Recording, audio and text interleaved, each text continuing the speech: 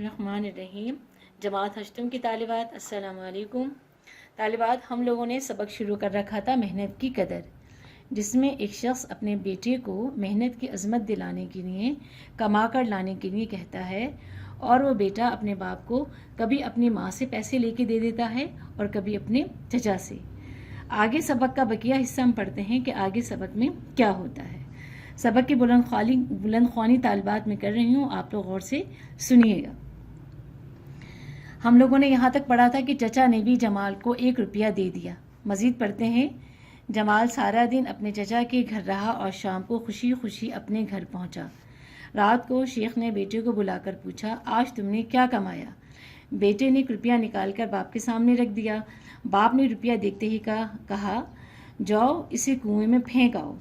جمال نے پھر باپ کے حکم کی تعمیل کی اور روپیہ کنویں میں پھینک دیا۔ شیخ کمال سمجھ گیا کہ آج بھی اسے کہیں سے یہ روپیہ مفت ہی ملا ہے۔ اس نے پوچھ گچھ کر کے معلوم کر لیا کہ اپنے چچا سے 1 روپیہ لایا تھا۔ شیخ نے بھائی کو بلا کر سمجھایا کہ آئندہ جمال کی کوئی مدد نہ کی جائے، میں جو کچھ کر رہا ہوں اسی میں اس کی بھلائی ہے۔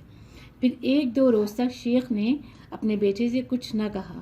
جمال نے سوچا چلو اس روز کے کہنے سننے سے جان بچی، مگر تیسرے دن صبح سویرے شیخ نے بیٹے کو بلا کر کہا، جاؤ میاں محنت مزدوری کر کے کچھ کما لاؤ ورنہ رات کو کھانا نہیں ملے گا۔ جمال پھر روتا دھوتا اپنے چچا کے پاس پہنچا، مگر اب اس نے پیسے دینے سے انکار کر دیا۔ وہ بہت ہی غمگین ہوا اور سارا دن یوں ہی ادھر ادھر پھرتا رہا۔ اب شام ہوئی اور بھوک نے ستایا تو مزدوری کی تلاش کرنے لگا۔ آخر اسے کام مل گیا۔ ہوا یوں کہ ایک شخص کو پھل، سبزی اور کچھ دوسرا کھانے پینے کا سامان گھر پہنچانے کے لیے مزدور کی ضرورت تھی۔ جمال وہاں پہنچ گیا۔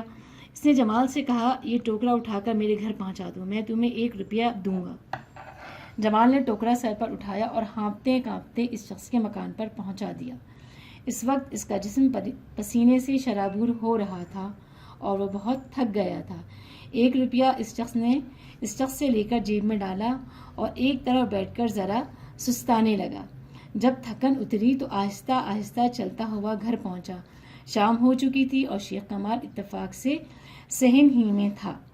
اس نے جب بیٹے کو اس طرح تھکا ہارا آتے دیکھا تو سمجھ گیا کہ آج اس نے ضرور کہیں مزدوری کی ہے۔ اس نے پہلے کی طرح بیٹے کو بلا کر کہا کہ آج تم کیا کما کر لائے ہو؟ بیٹے نے 1 روپیہ جیب سے نکال کر باپ کے سامنے رکھ دیا۔ باپ نے کہا، جاؤ یہ کنویں میں پھینک آؤ۔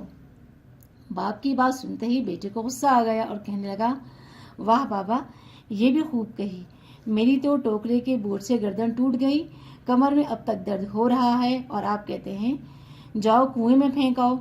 آپ اتنا وزن اٹھا کر پیسے کماتے تو اندازہ ہوتا کہ میں نے 1 روپیہ کتنی محنت اور مشقت سے کمایا ہے۔